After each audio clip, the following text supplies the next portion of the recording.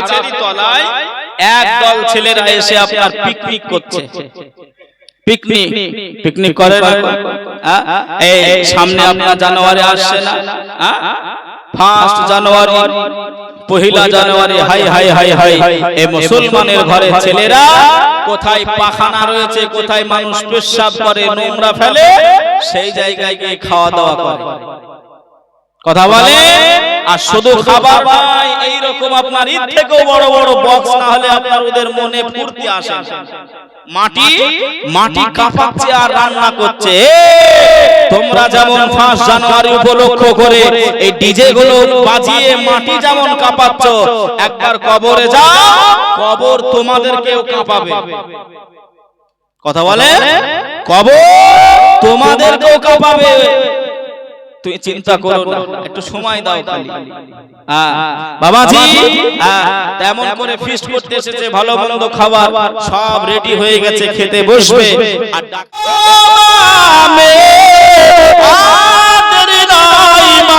আর চলো না, এ রাজত্ব আমার চাই নাই, এ বাদশাহী আমার চাই নাই, এই রাজত্ব আমার চাই নাই।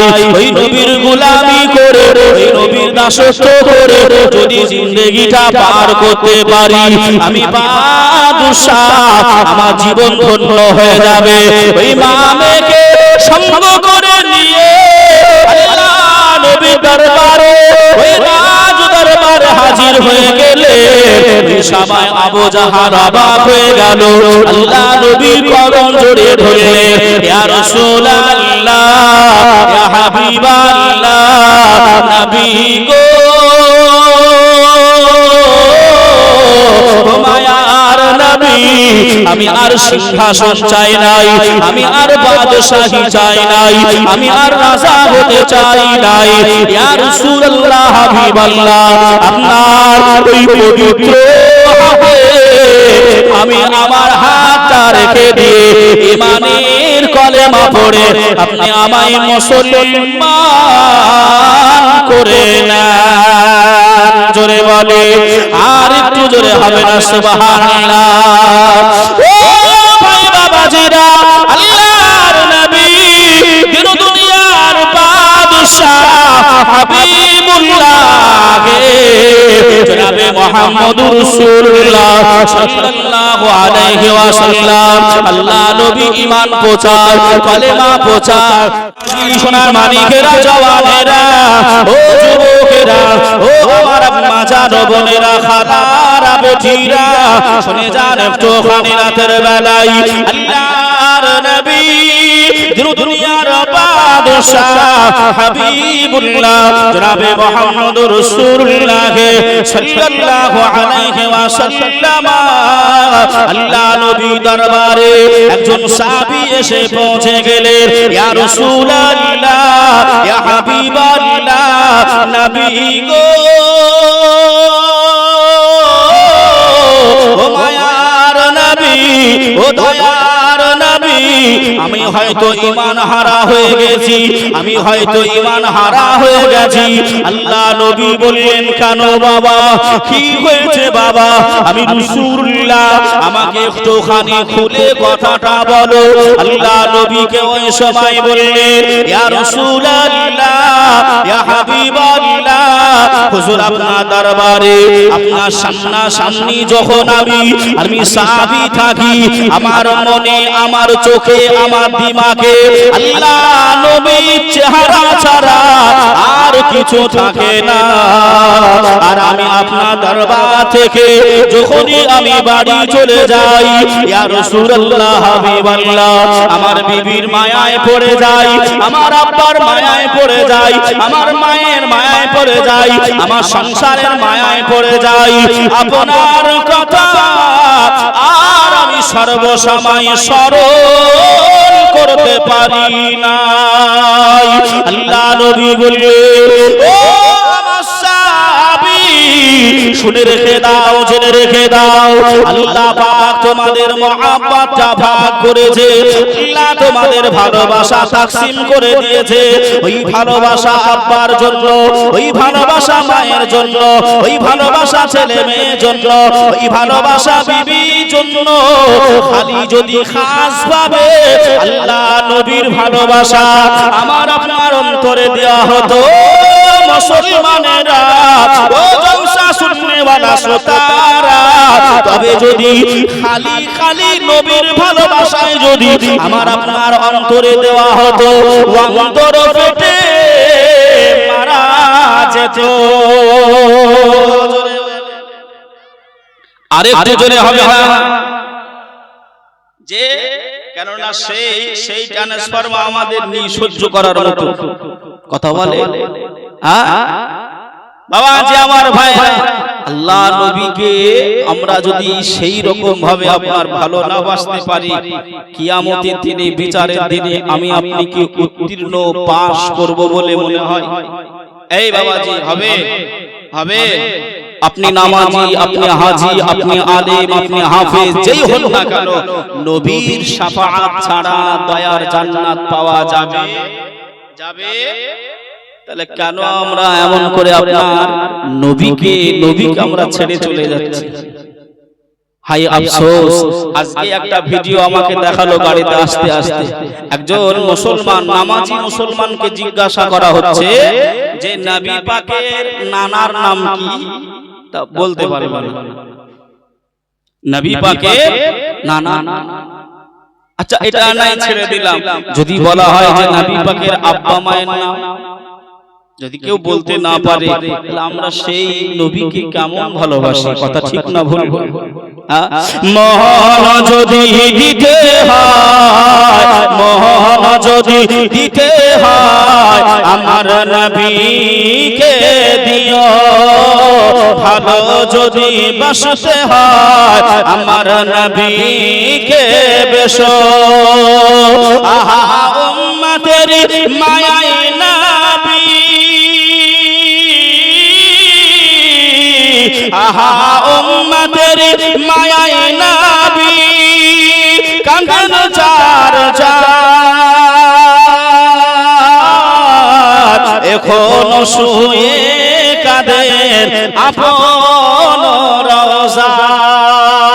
জোরে বলেন, আরেকটু জোরে বলবেন না? কাদের জন্য কাঁদছেন? আমার আপনার জন্য, আমার আপনার জন্য। সেই নবীর মাদ্রাসাতে রাখি, যে নবী কোরআনটা প্রচার করতে গিয়ে, ইসলামটা প্রচার করতে গিয়ে নবী বেঈমানদের কাছে গালি খেয়েছেন। বেঈমানরা পাথর মেরে নবী পাকের শরীর মোবারকা চামড়াগুলো ফেটে টস টস করে রক্ত মোবারকা ঝরেছে। সেই কোরআনের কারখানা মাদ্রাসা, এই কোরআনের পাখি আজকে মাথায় তাদেরকে পাগড়ি দেওয়া হবে। সেই ফজিলত, সেই দোয়া নেওয়ার জন্যই তো কথা বলে। বাবাজি আল্লাহ নবী এমন করে আপনার মক্কা শরীফ থেকে কোথায় গিয়েছিলেন? হিজরত কোথায় করেছিলেন? পাক মদিনা শরীফে, সোনার মদিনা, খালি মদিনা নয়, সোনার মদিনা। আমার নবীর কদম পড়ার ওসিলায় মদিনা সোনার মদিনা হয়ে গেছে। জোরে বলেন না সুবহানাল্লাহ। সোনার মদিনা আল্লাহ নবী এমন করে আপনার সাহাবাদেরকে নিয়ে মদিনায় যাচ্ছেন। এটা হিজরতের কথা বলছি না, অন্য টাইপের বিষয়। আল্লাহ নবী যাচ্ছেন, যেতে যেতে আল্লাহ নবীর উট, আল্লাহ নবী যে উটনির উপরে, উটের উপরে থাকতেন, আরোহণ করতেন, চড়তেন, বসতেন, সওয়ার হতেন, সওয়ারি করতেন, সেই উটের উপরে বসে নবী যাচ্ছেন, উটটা থমকে গেছে। ভাইও বাবাজি, সোনার মানিকেরা, জওয়ানেরা, ও জওয়ানেরা, আল্লাহ নবী দুনিয়ার বাদশাহ হাবিবুল্লাহ জনাবে মুহাম্মদুর রাসূলুল্লাহ সাল্লাল্লাহু আলাইহি ওয়াসাল্লাম, আল্লাহর নবী ওই সময় সাহাবীদেরকে বলেছিলেন, ও আমার সাহাবারা শুনে রেখে দাও, জেনে রেখে দাও, আমি রাসূলুল্লাহ জানিয়ে দিলাম আমার ওট এমন করে হাঁপিয়ে গেছে, ও এই জায়গায় রেস্ট নিতে চাই, রেস্ট নিতে দাও। ওই সময় আল্লাহ নবী সাহাবীরা দাঁড়িয়ে গেলেন, ওটা বসে গেলেন।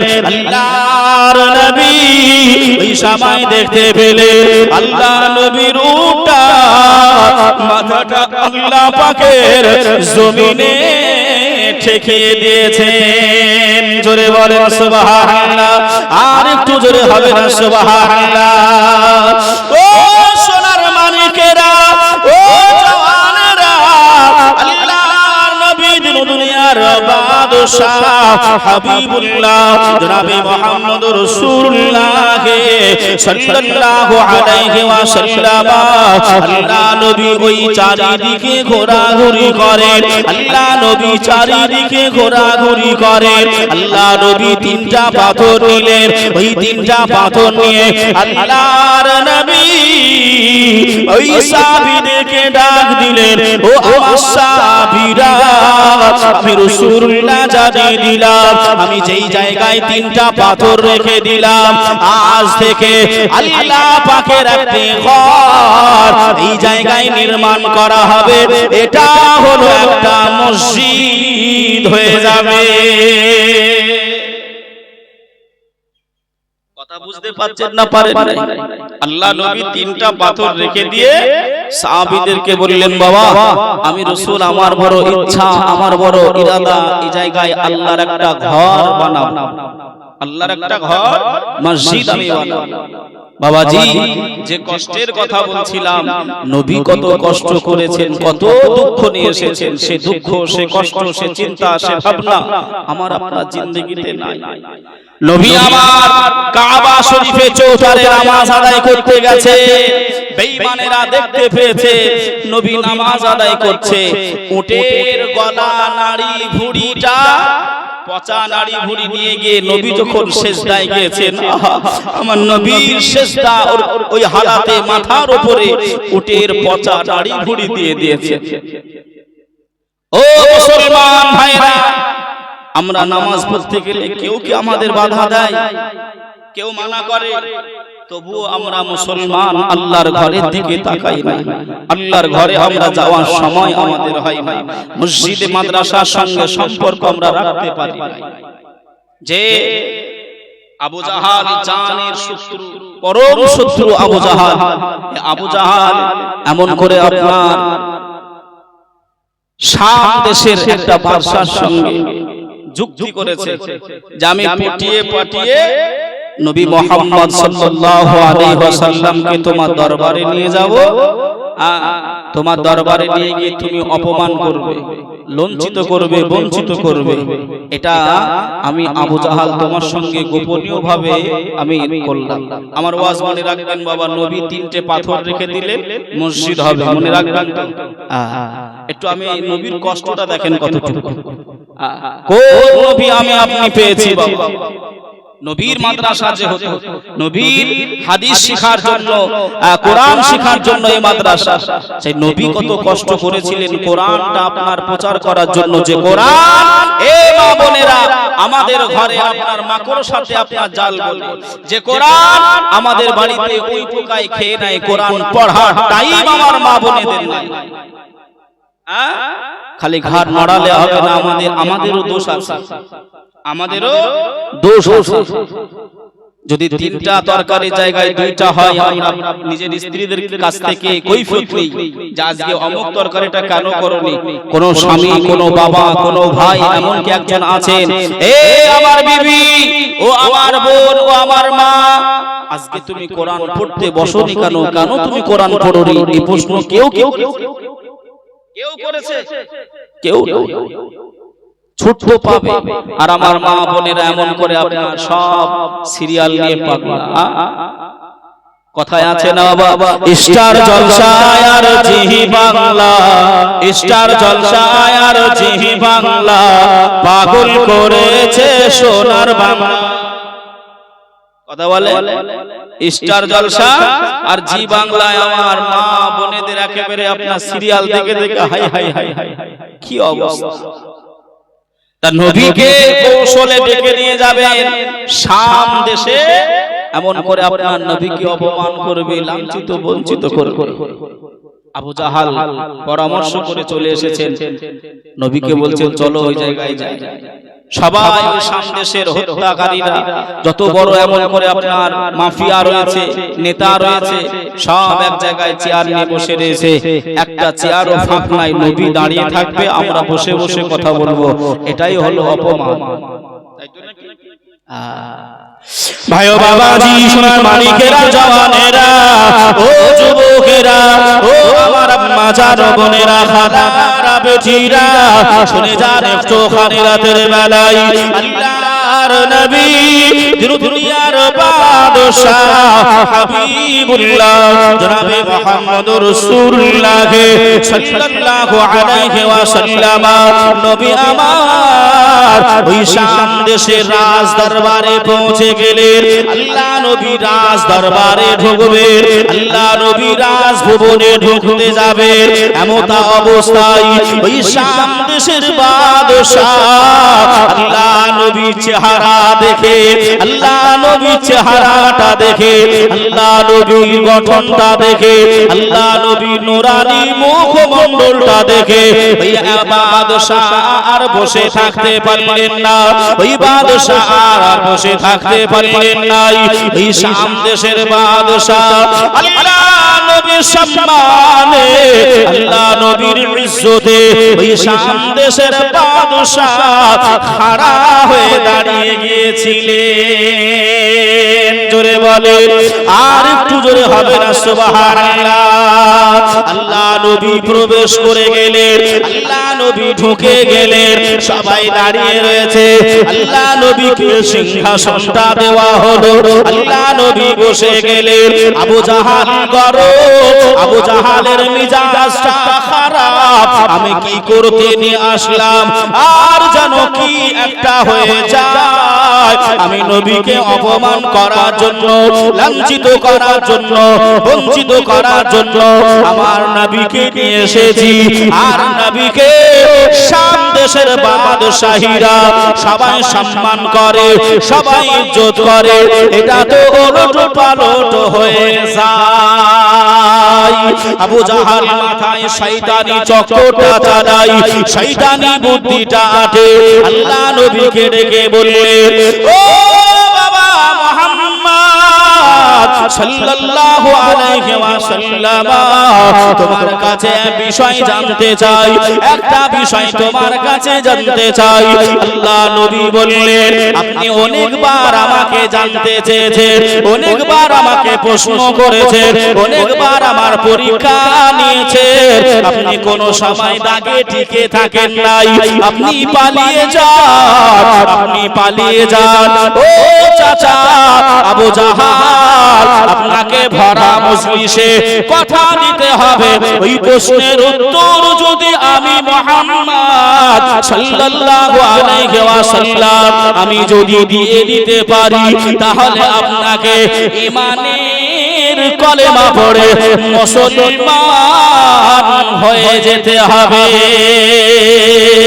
ওই শাম দেশের বাদশারা, ওই লোকেরা, ওই জ্ঞানী গুণীরা, ওই নেতারা সবাই বলেছিল, ও মুহাম্মদ চিন্তা করোনি, ভাবনা ভাবোনি, আবু জাহাল যদি কথা না রাখে, আবু জাহাল যদি বিশ্বাসঘাতকতা করে, আমরা শাম দেশের অধিবাসী তোমার হাতে হাতটা দিয়ে ঈমানের কলেমা পড়ে মুসলমান হয়ে যাব। জোরে বলে, আর একটু জোরে হবে না? ও সোনার মানিকেরা, ও জওয়ানেরা, ও আমার আম্মা জান বোনেরা খালারা বেটিরা আবু জাহাল সময় প্রশ্ন করতে আরম্ভ করল ও নবী ও মুহাম্মদ তুমি যদি সত্যিকারে আল্লাহর পাঠানো নবী হও যদি তুমি সত্যিকারের পয়গম্বর হও তাহলে আবু জাহাল আমি জানিয়ে দিলাম এই যে শাম দেশের বাদশা এই বাদশার মনের খবর বলতে হবে এই বাদশা মনে মনে কি চাই এই বাদশা মনে মনে কোন চিন্তা করে কোন টেনশনটা করে কোন ভাবনাটা ভাবে ও মুহাম্মদ সাল্লাল্লাহু আলাইহি ওয়াসাল্লাম তুমি যদি বলে দিতে পারো এই বাদশার মনের কথা আমরা ঈমানের কলেমা পড়ে মুসলমান হয়ে যাব। আচ্ছা বলেন আমার নবী পারবে না পারবে একটু জোরে বলেন না আমার নবী আপনার আমার মনের খবর জানে না জানে না আমার নবী গায়েবের সংবাদ দিতে পারে না পারে একটু জোরে বলে পারে আমার নবী ইলমে গায়েব জানেন জানেন জানেন আমার নবী হাজির ও নাজির নবী জোরে বলেন সুবহানাল্লাহ।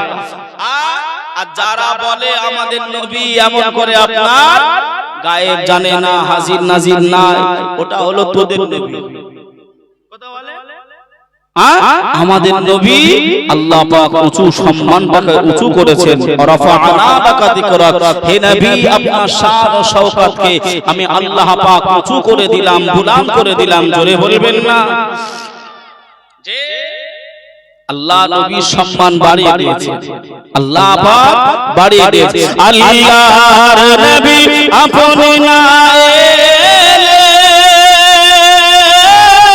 কে জানতো আল্লাহকে বলে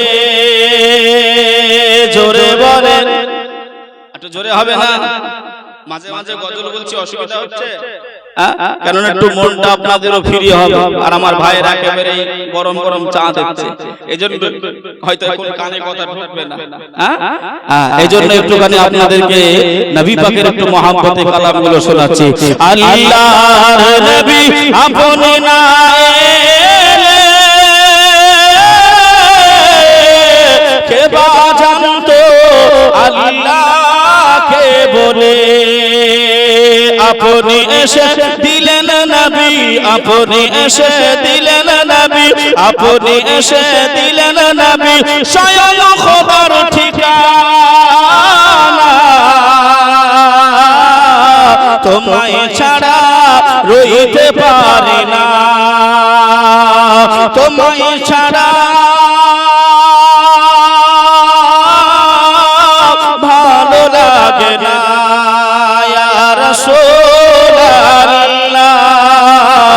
ইয়া হাবিবাল্লাহ ইয়া রাসূলাল্লাহ ইয়া হাবিবাল্লাহ আল্লাহর ওলি আপনি না এলে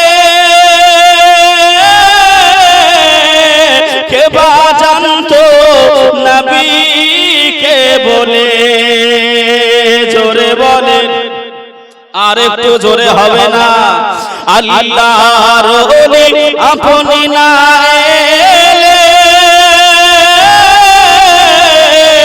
কে বা জানতো আল্লাহর নবীকে বলে আপনি এসে দিলেন হুজুর আপনি এসে দিলেন হুজুর স্বয়ং নবীর ঠিকানা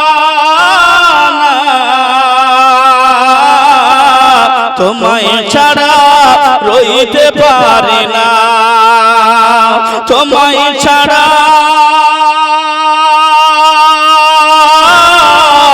ভালো লাগে না ইয়া ওলি আল্লাহ ইয়া ওলি আল্লাহ ইয়া ওলি আল্লাহ ইয়া ওলি আল্লাহ আল্লাহর নবী আল্লাহর নবী আপনি না এলে তোমায় ছাড়া ভালো লাগে না, তোমায় ছাড়া রইতে পারি না। আল্লাহুম্মা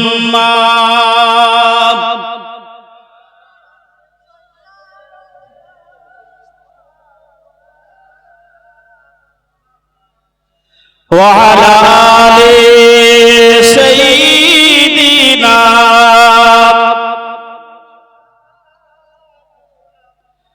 صل على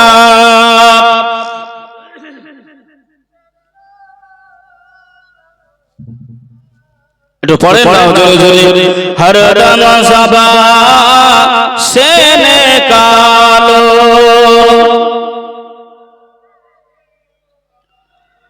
হরদম সবা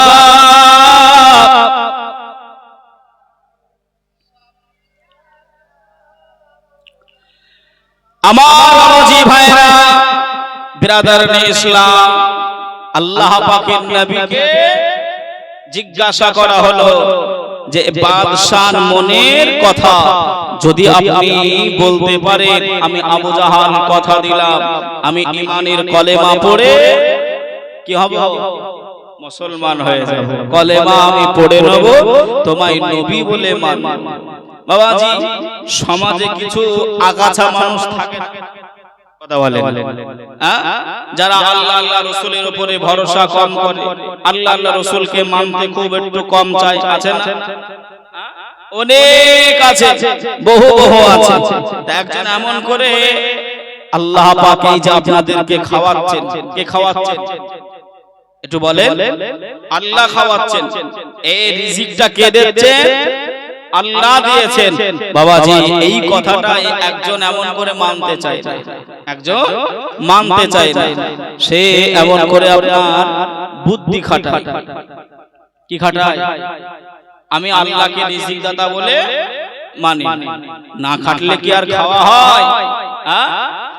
এই শুনছেন কথা শুনছেন না? সব ওই খাওয়ার দিকে খান আর আমার দিকে কান্না রেখে দেন।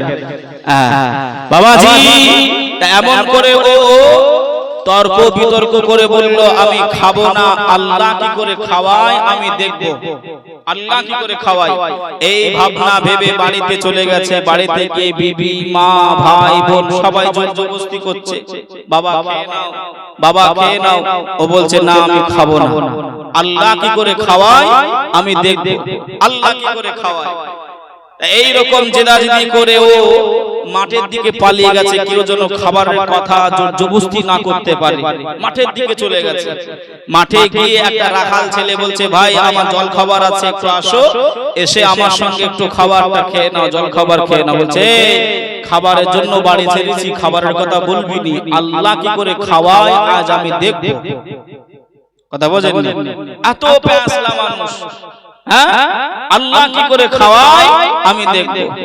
এই চিন্তা করে ও মানুষ যেন দেখতে না পায়, মানুষ যেন খেতে না বলতে পারে, গাছের ডালে আপনার উঠে বসেছে, মানুষ যেন দেখতে না পায়। আর ওই গাছেরই তলায় একদল ছেলেরা এসে আপনার পিকনিক করছে।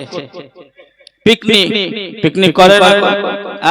এই সামনে আপনার জানুয়ারি আসছে না, 1 জানুয়ারি, 1 জানুয়ারি, হাই হাই হাই হাই, এই মুসলমানের ঘরে ছেলেরা কোথায় পাখানা রয়েছে, কোথায় মানুষ পেশাব করে, নোংরা ফেলে, সেই জায়গায় গিয়ে খাওয়া দাওয়া করে। কথা বলে। আর শুধু খাবার নয়, এইরকম আপনার ঈদ থেকেও বড় বড় বক্স না হলে আপনার ওদের মনে ফুর্তি আসে। মাটি মাটি কাঁপাচ্ছে আর রান্না করছে।